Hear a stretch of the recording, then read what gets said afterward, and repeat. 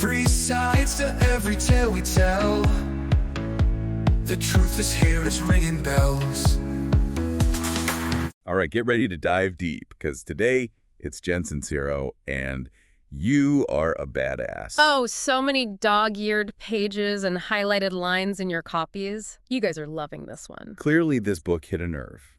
For those who haven't read it yet, what's the big takeaway? What's Sincero's main message? Basically, it's about ditching that self-doubt and creating a life you absolutely love. No more settling, huh? No way! She dives into how our subconscious beliefs, often those things we pick up in childhood can sabotage our desires. Like we're trying to go for something, but something's holding us back. She actually says it's like driving with one foot on the gas and one on the brake.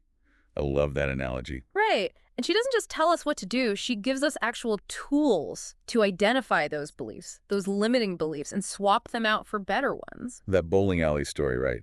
That perfectly illustrates this whole subconscious thing. Oh, totally. She's trying to impress someone while bowling and ends up having this completely avoidable accident. It's hilarious, but also shows how those ingrained behaviors can trip us up, even in, simple everyday stuff. So relatable. What about the first few chapters really stood out to you? I think the way Sincero connects those subconscious beliefs back to childhood, those early messages we get, they can get stuck on repeat in our minds, Playing in the background even if we don't realize it. Exactly. Yeah. And they can influence our actions without us even being aware of it. So if we're carrying all this subconscious baggage, how do we even start to unpack it? Awareness is key. Noticing those self-limiting stories we keep telling ourselves, the I can't or I'm not good enough stories. Those are tough ones to break free from. They are. But once you're aware of them, you can start to rewrite them. And then Sincero brings in this source energy idea, right? It's a term you see a lot in self-help, but she gives it her own twist. Definitely. It can be confusing if you're not familiar with it, but basically she's talking about this universal energy field that connects everything and everyone. Not necessarily tied to any specific religion. Nope. It's more like a universal force, and we can all access it to attract what we want in life. She uses the analogy of tuning into a radio frequency. Like if you want love, tune into the love station. Exactly. It's a really cool concept because it challenges us to see ourselves as part of something way bigger than just us. We're all interconnected. And that ties into manifestation. Everyone's talking about manifesting these days. Can you break it down in the context of you are a badass? Sure.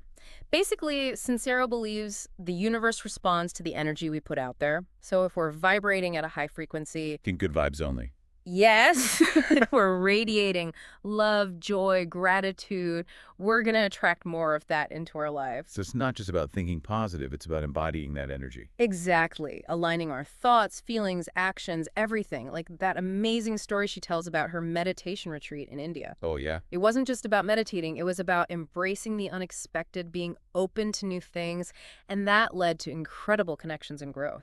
Okay, so attracting things into our lives. Got it. Sincero also talks a lot about self-love, and she makes it clear it's not just bubble baths and face masks. You got it. She's way more practical. Ditch the self-deprecating humor, set healthy boundaries, and celebrate your unique awesomeness. It's about treating yourself like you'd treat a close friend. Like that story about her nephew picking something up with perfect posture. We're born with self-love, but it gets chipped away. Absolutely. We come into the world knowing our worth, but then, negative messages creep in.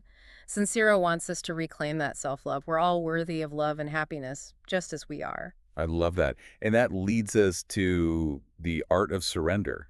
Kind of a paradox, isn't it? Yeah, it can seem that way. It's not about giving up or being passive, though. It's about letting go of the need to control everything. Trusting the universe has a plan. She uses that butterfly analogy. It only landed on her nose when she stopped chasing it.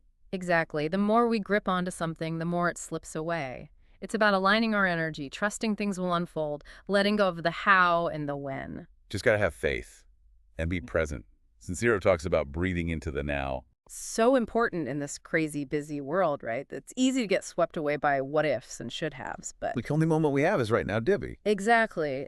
Sincero reminds us of that. So it's not just setting goals and manifesting desires, but finding joy in this moment. Love that. But she's also a big advocate for taking action.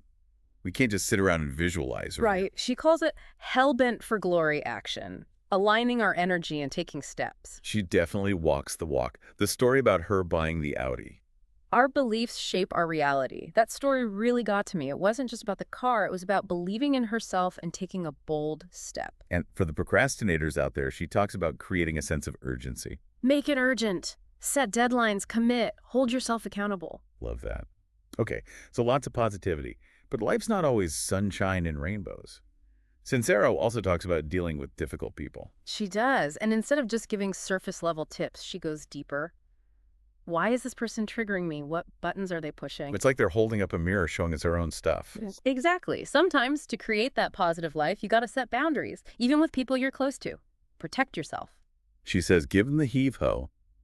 So funny, but powerful. We have the right to choose who we let into our lives, what energy we're willing to put up with. It's not always easy, but essential. Okay, one more big theme before we wrap up this part. Yeah. Habits.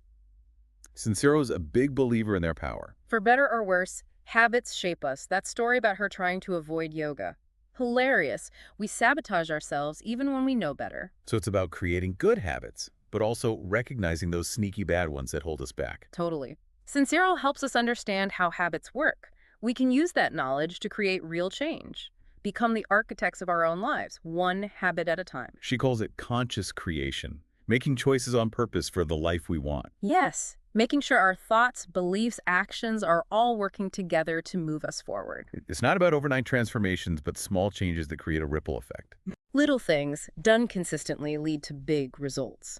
Sincero reminds us that we have the power to choose those empowering actions every single day. We've covered so much. That feels like a good place to pause for now. Definitely. There's still so much more to unpack. Can't wait to see what other gems we find. Welcome back to our deep dive on You Are a Badass. Right. Last time, we were talking about subconscious beliefs, self-love, and Sincero's whole take on source energy. What really stood out to you from the next part? So many things. But her focus on gratitude really got me thinking. She calls it the gateway drug to awesomeness. I know, right? I love that. It's easy to get hung up on what's missing. But Sincero's like, hey, shift your focus to what you already have, even the little things. It changes your whole perspective. Gratitude is powerful because it shifts us from scarcity to abundance. Instead of what we lack, we start appreciating all the good. And then that attracts even more abundance. Totally. It's a cycle, right? And Sincero doesn't just say be grateful. She gives us tools like the this is good because exercise. Have you tried that one? Oh, yeah. That's a good one.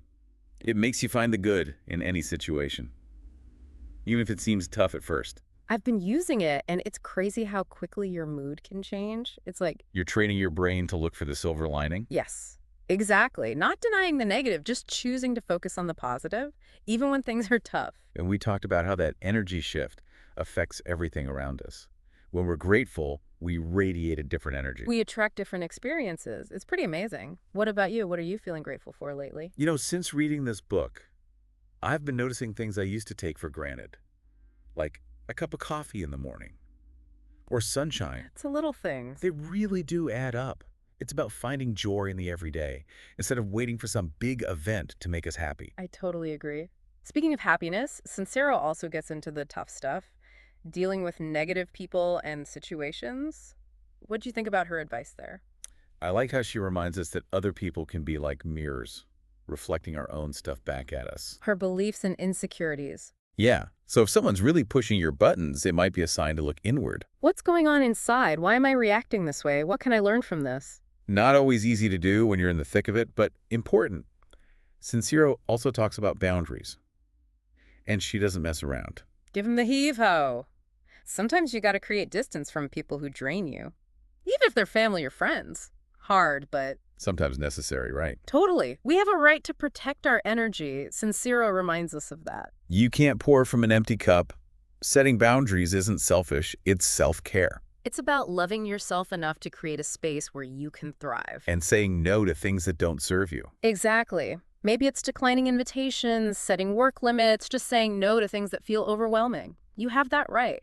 So we've got gratitude, boundaries, self-love. As we get to the final part of You Are a Badass, what do you think Sincero's ultimate message is? Owning your life. Realizing that we have the power to create what we want. We're not victors of our circumstances. We're powerful creators. Love that. Shaping our own destinies. Yes, and taking responsibility. For our thoughts, our beliefs, our actions, even when things don't go as planned. It's a journey. With ups and downs. Yeah. Sincero reminds us that life's an adventure. And we get to choose how we experience it. Make it awesome. And she gives us some concrete tips for aligning our energy with what we want.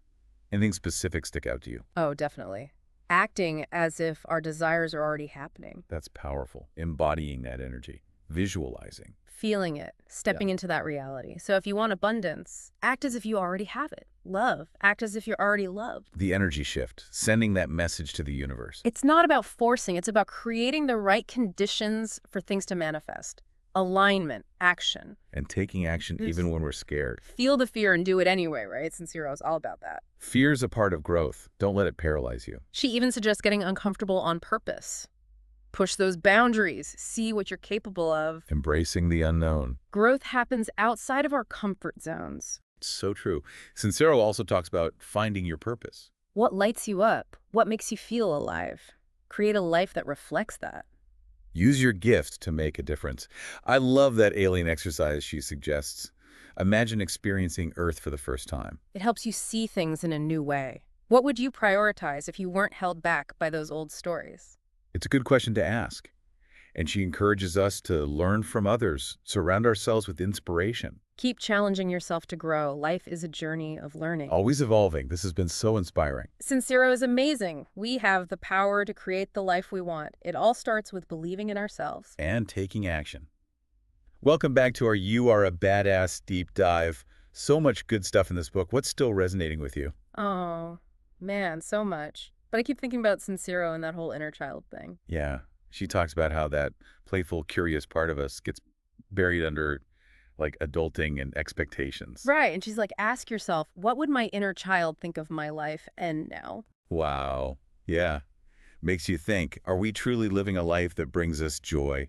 Are we having FUN? It's like, can we give ourselves permission to play again? Remember what that felt like? Totally. And that ties into another big thing Sincero talks about, embracing our unique awesomeness. Oh, for sure. We're all special, you know. We all have something unique to offer. Own your quirks, celebrate your strengths, stand out. Exactly. Our differences, that's what makes us interesting, valuable. Don't try to fit into some mold. Be you. Authentically you. I think that's the heart of being a badass. Just being yourself fully. Love that. So as we wrap up, you are a badass. What advice would you give to someone just starting their own self-discovery journey? I'd say be patient. Sincero's really clear about that. Transformation takes time. No overnight miracles. Right. It's a process. Ups and downs. Like building a city. It takes time, effort. Don't get discouraged. Keep showing up. Keep learning. And trust the journey. You're right where you need to be. That is the perfect note to end on. To all you badass listeners out there, keep shining, keep being awesome, and never stop believing in your power to create a life you love. Thanks for diving deep with us.